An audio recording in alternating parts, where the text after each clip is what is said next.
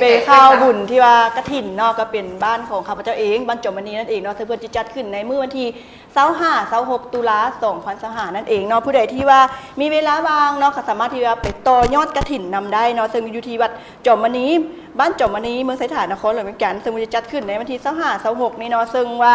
วันเสาร์ที่25เนาะขึ้น4ค่ำเดือน12แล้วเนาะพศ2568เนาะเป็นมื้อที่ว่าตั้งบุญหับโมทนาทานและสูตรปฏิบัติมงคล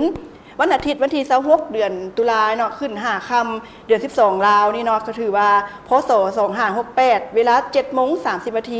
พิธีไหว้พระแล้วก็รับศีลตักบาตรถวายสังฆทานเวลา 9:30 น.เป็นพิธีแห่และทอดกฐินสามัคคีเนาะผู้ใดที่ว่าอยากได้ว่าไปร่วมบุญแต่ไปบ่ฮอดบ่ถึงเนาะก็สามารถที่ว่าติดต่อสอบถามมาเพิ่นได้เนาะ020-9660-8166เนาะพระอาจารย์อรุณวงศ์ภักดีเนาะซึ่งว่าต้นเจ้าภาพหลักต้นละ2 ล้านกีบเนาะต้นกฐินต้นละ1 ล้านกีบต้นบริวารต้นละ500,000 กีบหรือว่าตามกันลังศรัทธาของเฮาเองผู้ใดที่ว่ามีศรัทธา10,000 20,000 50,000 100,000ก็แล้วแต่ศรัทธาก็สามารถที่ว่าต่อยอดกฐินนำเพิ่นได้ในครั้งนี้เนาะที่25-26ที่จะมาถึงนี้สามารถไปร่วมเฮ็ดบุญนำกันได้